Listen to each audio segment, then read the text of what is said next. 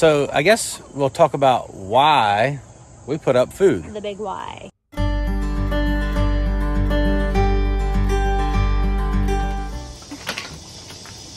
Burning your arm? I think Are you okay? Potatoes are hot, guys. Just be really careful because you get burned really easily. Hey y'all. Hey. Another video of putting up some more food. Yay. Yes. Check this out. We have carrots. Carrots. The ones we showed you the other day.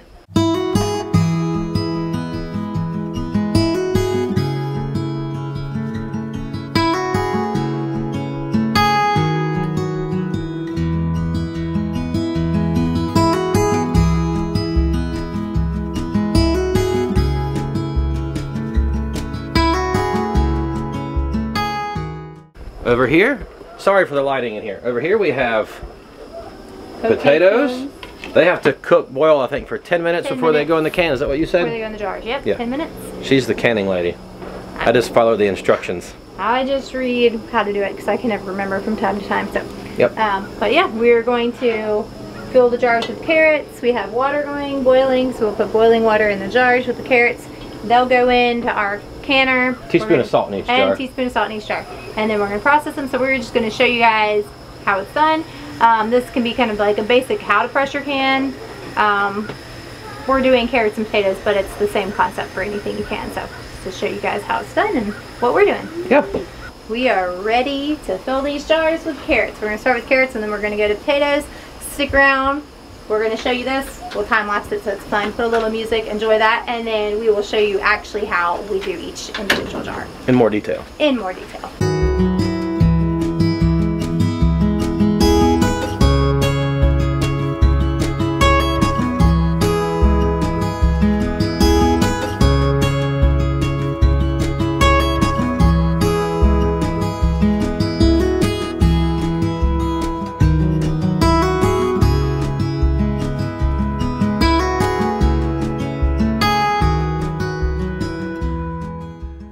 So I have a canning funnel, which is wide to fit inside of here, but yet food can still go through it. I've got a quart jar, and I am going to just scoop my carrots, fill my jar,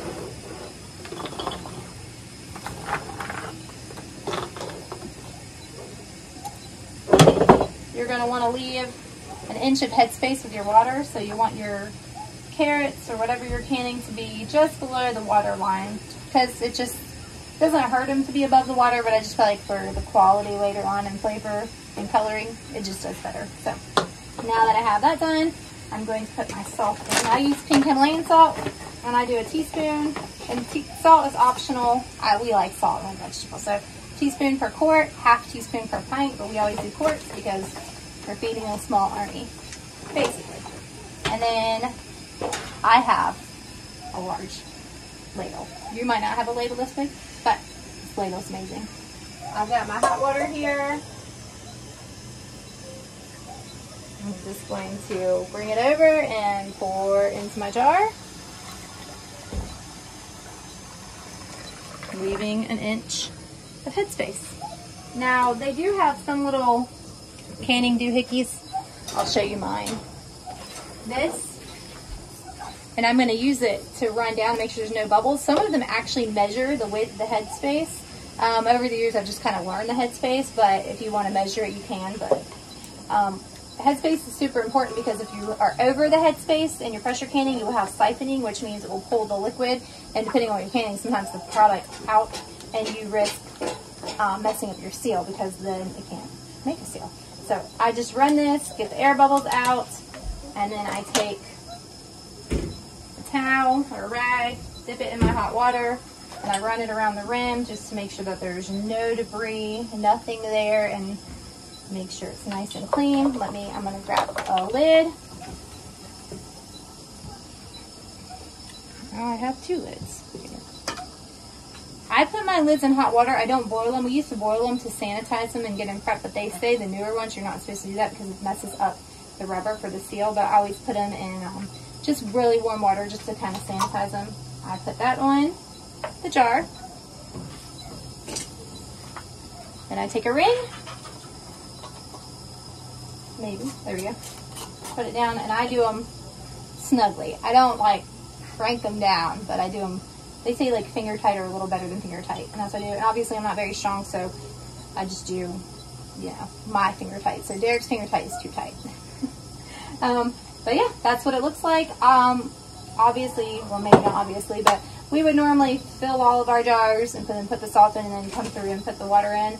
Not do one individual jar at a time like this, but since I'm showing you for the sake of the video, that's how I did it. We got our carrot jars filled up, 1 inch of headspace in the jars, a teaspoon of salt, and we stick them into the pressure canner. You want the water in your pressure canner to be really close to the temperature of the jars. I mean, not exact, but if you put hot jars in cold water or cooler jars in hot water, you run the risk of them breaking. So just make sure it's pretty close to avoid any unnecessary breakage. And so this canner is an All-American and it holds 19 quarts. Your typical canner holds 7. This is 15 quarts of carrots for us. That was 20 pounds of carrots turned into 15 quarts. I wasn't sure how much it would take because there was very different information online, and I was like, didn't seem right, but it turned out to be about 1 1/3 pounds per jar, approximately, with our carrots we did. But yeah, so a regular pressure canner is going to hold 7 quarts. But we can do all of these in here. So you put them in. This one has a rack that goes in between the layers. Let me show you that real quick. See? And you only have, what, 3 inches of water in the bottom about? Yeah, about 3 inches. Oh, and another thing we do, did you put vinegar in there yet? No. One more trick, especially if you have hard water. If you don't have hard water, you might not need to do this, but we always put vinegar in our canning water. Like, whether we're pressure canning or water bath canning, because sometimes your jars will get like frosted on the outside, coating in basically lime scale if you have well water or hard water. And ours do, and so we try to remember to always put the vinegar in because that will actually keep it from doing that. And if you have jars that you've forgotten and you go ahead and can in them because it's just on the outside of the jar, it'll actually clean the lime scale off of your jar. It's just really nice. And we just use cheap white vinegar to do that. When I can pickles or anything that I use vinegar in cooking or that we're going to eat, I've been buying organic vinegar so we can avoid anything that has been made with like GMOs or anything like that, pesticides, any kind of junk. So I do use organic vinegar, but I'm not going to use my expensive organic vinegar to go on the outside of the jars because we're not ingesting anything touching the outside of the jars. It's a waste of money. That's a frugal tip for you guys. So, all right, this is going to go, you're going to turn on the heat, get it to begin building pressure. You have your lid on. This lid clamps. Most of them have a gasket and they lock into place. And then we're going to build it to 15 pounds of pressure because we are above 1,000 feet elevation. If you're below 1,000 feet, should be 10 pounds of pressure. And we're going to get to pressure, and then we're going to set our timer for 30 minutes. For quarts, pints I believe are 25 minutes. But we're doing all quarts, so we got to go for 30 minutes. So we will show you what it looks like when it's built pressure.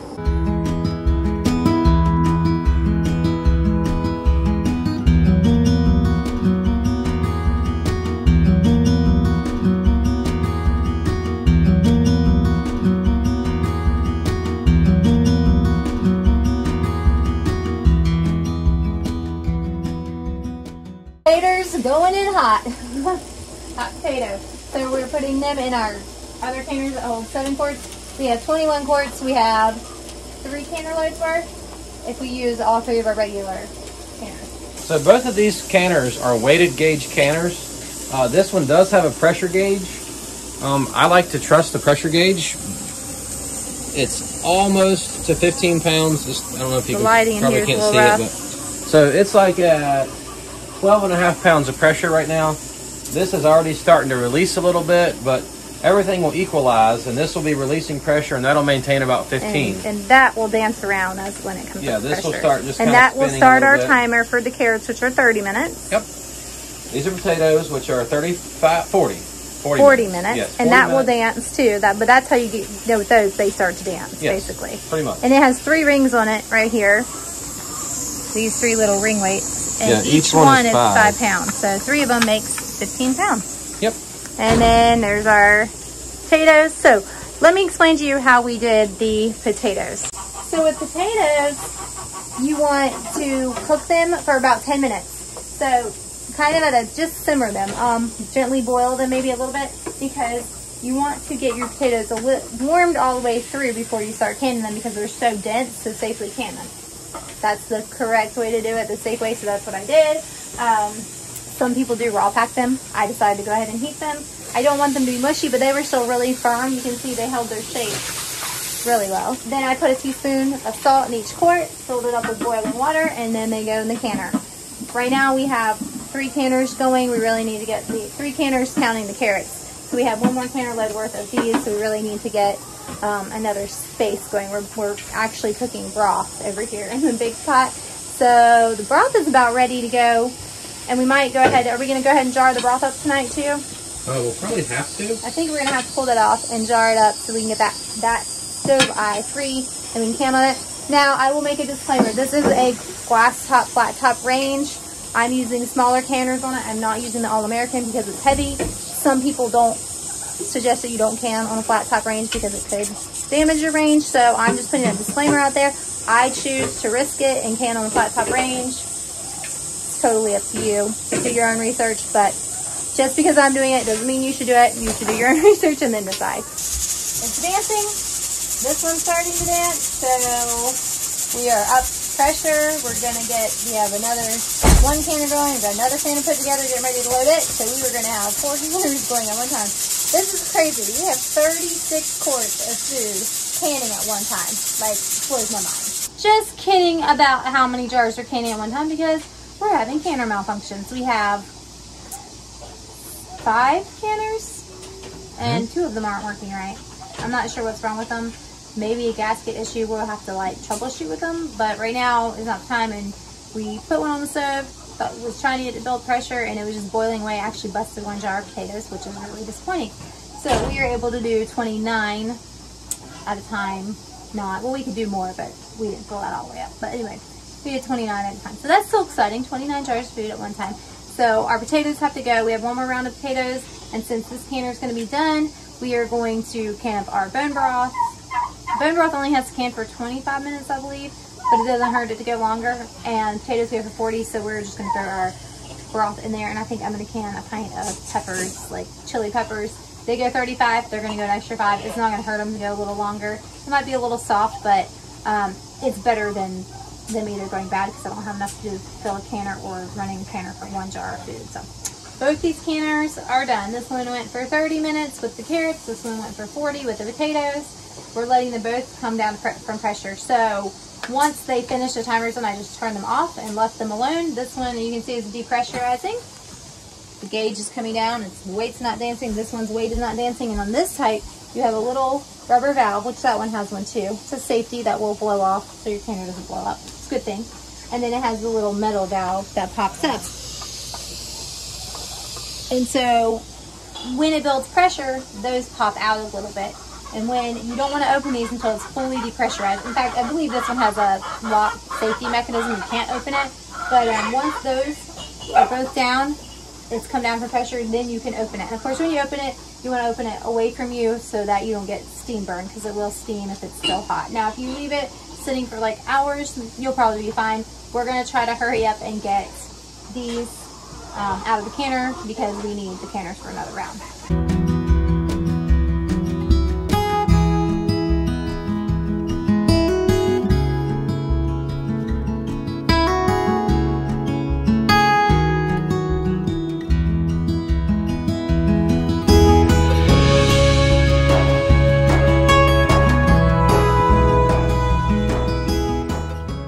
The carrots are done and depressurized and ready to come out.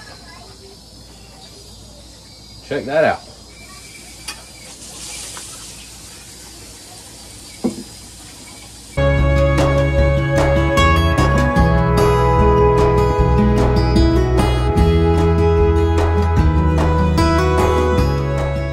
So in our last video, I'll try to remember to link it up here or over here somewhere. Anyway, we talked about ultimate sustainability, and we are freezing peppers we grew, and I want to show you the result of that. I had them fresh on this pan and I put them in the freezer, and they will come right apart. I'm going to put them in a quart-size freezer bag, and then they're going to go in the freezer. And these are fresh ones, and these fresh ones are going to go on the same parchment paper, and they're going to go in the freezer.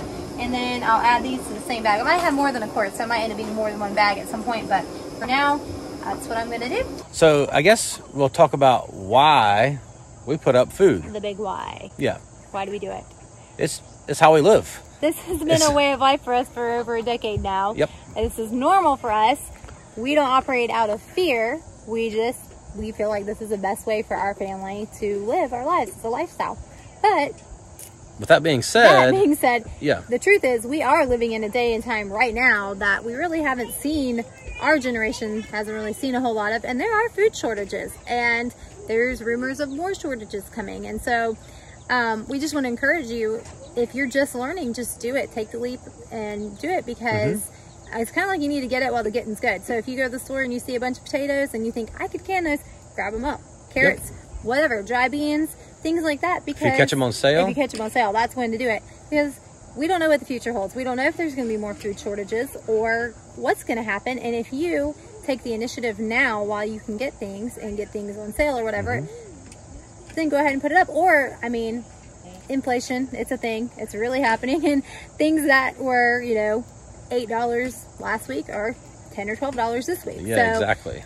Buying while things are on sale or while prices are still decent. Even if you don't raise your own meat, you can buy meat in bulk. You can can meat. You can freeze meat.